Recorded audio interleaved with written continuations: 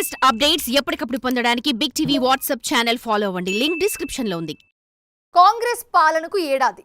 మరి తొలి ఏడాది ఎలా గడిచింది? జనం ఎక్స్పెక్టేషన్స్ కు రేవంత్ ప్రభుత్వం రీచ్ అయిందా? గత 10 ఏళ్ల బీఆర్ఎస్ ఏలుబడికి కాంగ్రెస్ తొలి ఏడాది పాలనకు క్లియర్ కట్ డిఫరెన్స్ కనిపించిందా జనాలకి? అభివృద్ధి, సంక్షేమం జాయింట్ గా దూసుకెళ్లాయా? మీరే చూడండి.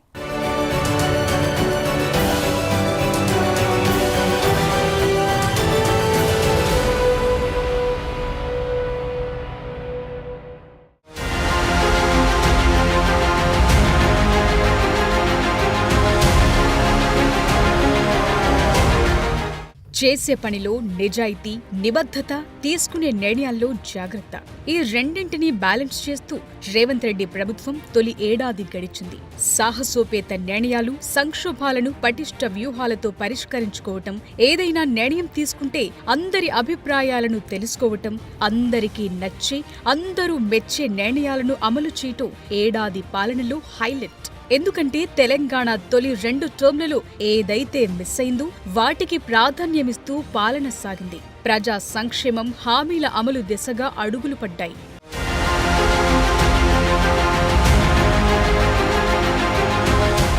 2023 డిసెంబర్ 7న రేవంత్ రెడ్డి ముఖ్యమంత్రిగా ప్రజా ప్రభుత్వం తెలంగాణలో కొలువుదీరింది. తొలి రోజు 6 గ్యారంటీలపై సంతకాలు, ప్రొఫెసర్ జయశంకర్ స్వస్థలాన్ని రెవెన్యూ గ్రామంగా ప్రకటించడం, దివ్యాంగురాలికి ఉద్యోగం, ఇలాంటి వాటితో మొదలైంది. ఆ తర్వాత 2 రోజులకే డిసెంబర్ 9న మహాలక్ష్మి పథకం అమల్లో భాగంగా మహిళా సాధికారత కోసం మహిళలందరికీ ఉచిత బస్సు సౌకర్యాన్ని ప్రారంభించారు. ఈ స్కీమ్ ప్రారంభమైన నాటి నుంచి నవంబర్ 3వ తేదీ వరకు 3,541 కోట్ల రూపాయలను మహిళలు ఆదా చేసుకున్నారు. అటు ఫిబ్రవరి 27, 2024న 500కే ఫ్రీ సిలిండర్ పథకాన్ని ప్రారంభించగా 46 లక్షల కుటుంబాలకు లబ్ధి జరుగుతోంది. మరోవైపు రాజీవ్ ఆరోగ్యశ్రీ పథకం కింద 10 లక్షల వరకు ఉచితంగా వైద్యం అందిస్తున్నారు. 90 లక్షల కుటుంబాలకు 1672 విభిన్న ప్యాకేజీలు అందుబాటులోకి తీసుకొచ్చారు. ఇంకో హామీ 200 యూనిట్ల దాకా గృహజ్యోతి. ఈ స్కీమ్ కింద 49 లక్షల కుటుంబాలు లబ్ధి పొందుతున్నాయి.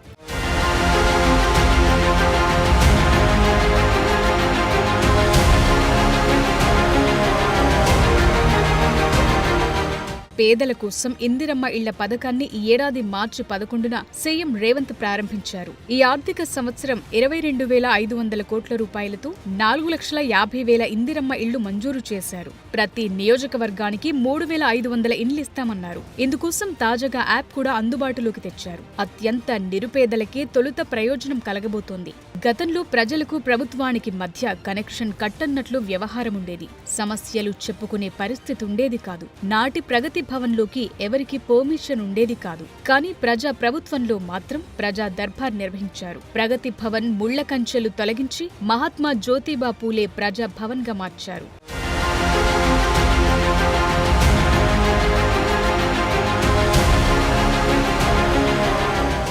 ప్రతి అర్హుడికి సంక్షేమ ఫలాలు అందించేందుకు 6 గ్యారంటీలకు సంబంధించిన దరఖాస్తులు గతేడాది డిసెంబర్ 28 నుంచి ఈ ఏడాది జనవరి 7 వరకు స్వీకరించారు. రాష్ట్రంలో ప్రతి ఒక్కరూ తమ సమస్యలను అధికారుల దృష్టికి తీసుకొచ్చేందుకు సకాలంలో సమస్యలు పరిష్కారమయ్యేలా ప్రజావాణి కార్యక్రమాన్ని మొదలుపెట్టారు. వీటి కోసం ఓ పోర్టల్ ఏర్పాటు చేశారు. ఇక సంక్షేమం విషయంలో కీలకమైంది రైతుల కోసం చేపట్టిన కార్యక్రమాలు. రైతు రుణమాఫీని చాలా ప్రాధాన్యాంశంగా తీసుకుని తొలి ఏడాదిలోనే రైతుల్ని రుణాల నుంచి విముక్తి చేయించారు. ఎందుకంటే గత ప్రభుత్వ హయాంలో రుణాలు టైంకు మాఫీ కాక వాటి వడ్డీ భారం కూడా రైతులపై పడింది. కానీ ఈ ప్రభుత్వం మాత్రం అలాంటి పరిస్థితి రాకూడదని రుణమాఫీకి 21,000 కోట్లను తొలి ఏడాదిలోనే కేటాయించి దేశంలో ఏ రాష్ట్రంలోనూ జరగని విధంగా రికార్డు సృష్టించింది రేవంత్ ప్రభుత్వం.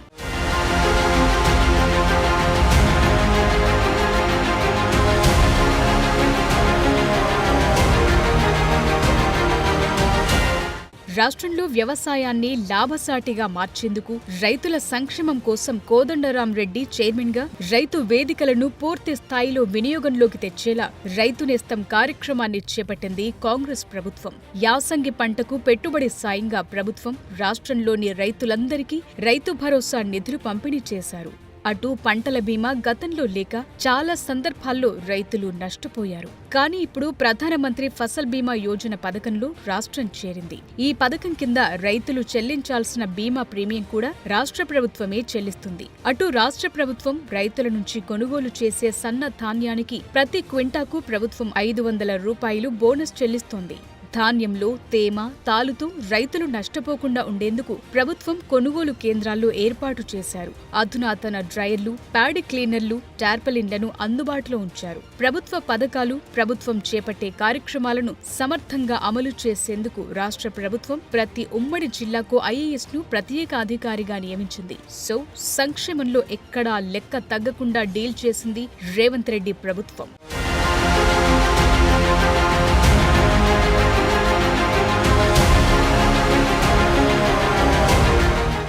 మార్పు కావాలి, కాంగ్రెస్ రావాలి అన్న నినాదంతో అధికారంలోకి వచ్చిన హస్తం పార్టీ ఆ దిశగా తొలి ఏడాదిలోనే మార్పు చూపించింది. సంక్షేమంతో పాటే అభివృద్ధి పనులు చేపట్టింది. ఎన్నెన్నో రికార్డులు సృష్టించింది. హిస్టరీ క్రియేట్ చేసింది. ఫ్యూచర్ సిటీ అయినా, మూసీ పునరుజ్జీవం అయినా, మెట్రో సెకండ్ ఫేజ్ అయినా, రాష్ట్ర వ్యాప్తంగా చిన్నపాటి పారుదల ప్రాజెక్టులైనా ఇలా అభివృద్ధి దిశలో తొలి ఏడాది కొత్త అడుగుపడింది. మొత్తం 24 కొత్త పాలసీలను సీఎం తొలి ఏడాదిలోనే టేకప్ చేశారంటే వచ్చే 4 ఏళ్లలో దశ దిశ ఎలా మారుతుందో అర్థం చేసుకోవచ్చు.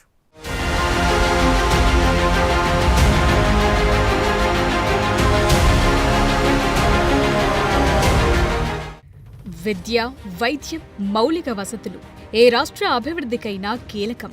సో తెలంగాణలో కూడా సీఎం రేవంత్ విద్య, వైద్యం, అభివృద్ధి కోసం కొత్త కార్యక్రమాలను చేపట్టారు. ఈ రోజుల్లో చాలా మంది చదువులు చదువుతున్నా అందుకు తగ్గ ఉద్యోగాలు సాధించలేకపోతున్నారు. అందుకోసం స్కిల్ యూనివర్సిటీ సీఎం ఆలోచనల నుంచి పుట్టింది. ఇదో మైల్ స్టోన్. రంగారెడ్డి జిల్లా కందుకూరు మండలం మీర్ఖాన్పేట్లో యంగ్ ఇండియా స్కిల్ యూనివర్సిటీకి శంకుస్థాపన చేశారు. వర్సిటీకి 150 ఎకరాల స్థలంతో పాటు 100 కోట్లు కేటాయించారు. అటు సర్కారీ బడుల్లో విద్యార్థులకు తొలి రోజే యూనిఫామ్, పుస్తకాలు అందజేశారు. యూనిఫామ్లు కుట్టే బాధ్యత స్వయం సహాయక సంఘాలకు అప్పగించారు.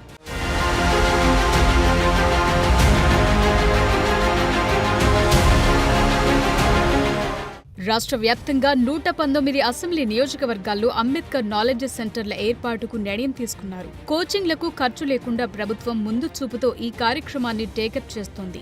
అటు క్వాలిటీ ఎడ్యుకేషన్ అందించేందుకు 100 నియోజకవర్గాల్లో ఇంటిగ్రేటెడ్ రెసిడెన్షియల్ స్కూల్స్ ను ఏర్పాటు చేయనుంది. ప్రతి నియోజకవర్గంలో 20 నుంచి 25 ఎకరాల్లో 100 కోట్లతో ఒక్కో ఇంటిగ్రేటెడ్ రెసిడెన్షియల్ స్కూల్ ఏర్పాటు చేయనున్నారు. ఇప్పటికే 19 సెగ్మెంట్లలో ఈ స్కూల్ క్యాంపస్లకు శంకుస్థాపన చేశారు.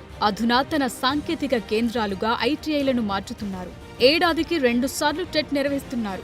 మెగా డిఎస్సి నోటిఫికేషన్ ఇచ్చి టీచర్ ఉద్యోగాలిచ్చింది ఈ ప్రభుత్వం. విద్యా కమిషన్ ఏర్పాటు చేశారు. హాస్టల్స్ విద్యార్థులకు డైట్, కాస్మెటిక్ ఛార్జీలను పెంచారు. ప్రభుత్వ స్కూల్ పిల్లల కోసం తెలంగాణ దర్శిని తీసుకొచ్చారు.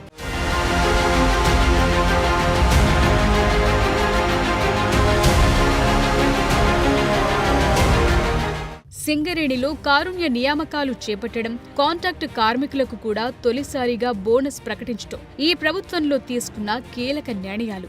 గల్ఫ్ కార్మికుల కోసం 5 లక్షల ఆర్థిక సాయం, గిగ్ వర్కర్స్ కోసం 5 లక్షల ప్రమాద బీమా, సెర్ప్ కింద మహిళా శక్తి కార్యక్రమం, బ్యాంక్ లింకేజ్ ద్వారా 20,000 కోట్ల రుణాలిప్పించే లక్ష్యం పెట్టుకుంది. ఇందిరా మహిళా శక్తి పాలసీ తీసుకొచ్చింది. మహిళా సంఘాలకు వడ్డీ లేని రుణాలు, ఇందిరా జీవిత బీమా పథకం, ఇందిరా రుణ బీమా పథకం ఇవన్నీ మహిళల కోసం తొలేడాదిలో తీసుకున్న నిర్ణయాలు.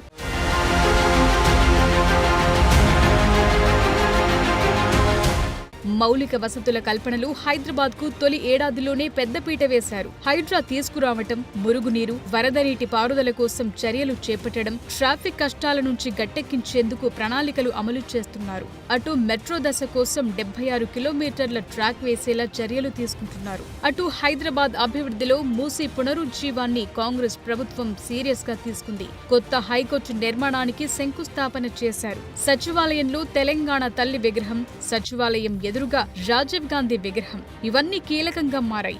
30 ప్రాంతాల్లో హైడ్రా 114 ఎకరాల ప్రభుత్వ భూమిని స్వాధీనం చేసుకుంది. 310 అక్రమ నిర్మాణాలను కూల్చివేశారు.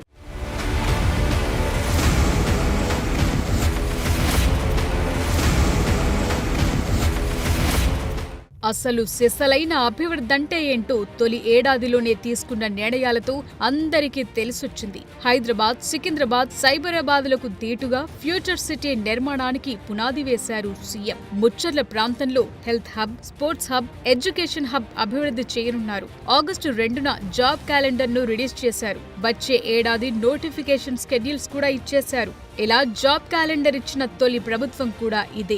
నిరుద్యోగుల గరిష్ట వయోపరిమితి 46 సంవత్సరాలుగా ప్రభుత్వం నిర్ధారించింది. ఉద్యోగుల బదిలీలు, పదోన్నతులు కూడా పూర్తి చేసింది ఈ తొలేడాదిలోనే. ఇక స్పీడ్ అంటే smart, proactive, efficient and effective delivery scheme కింద 19 అభివృద్ధి ప్రాజెక్టులపై సర్కార్ ప్రత్యేకంగా దృష్టి సారించింది. నిర్ణీత వ్యవధిలో ప్రాజెక్టుల పూర్తికి స్పీడ్ పేరుతో సరికొత్త కార్యక్రమానికి సీఎం రేవంత్ శ్రీకారం చుట్టారు. అభివృద్ధిలో ఆదర్శ నియోజకవర్గంగా కొడంగల్ను తీర్చిదిద్దుతున్నారు.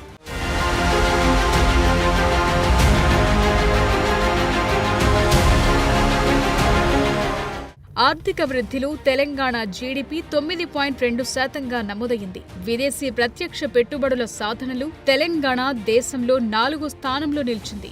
గతంలో 9వ స్థానముంటే ఏడాదిలోనే సీన్ మొత్తం మార్చేశారు. బొగ్గు ఉత్పత్తిలో సింగరేణి రికార్డు సాధిస్తే విద్యుత్ ఉత్పత్తిలో కేటీపీఎస్ రికార్డు సృష్టించింది. విద్యుత్ వినియోగంలో రికార్డ్, ధాన్యం కొనుగోళ్లలో 10,000 కోట్ల రూపాయల చెల్లింపులతో రికార్డ్. ఇలాంటివెన్నో ఈ ఏడాది కాలంలోనే జరిగాయి. సో రాష్ట్ర ఉజ్వల భవిష్యత్ దిశగా 2వ ఏడాదికి స్వాగతం పలుకుతోంది ప్రజా ప్రభుత్వం.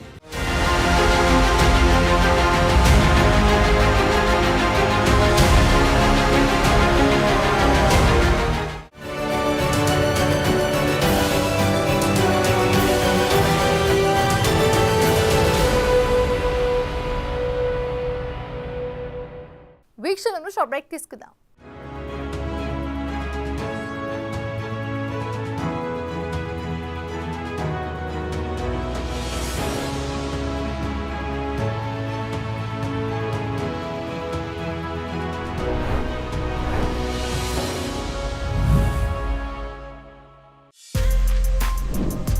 For more videos like this, subscribe Big TV channel.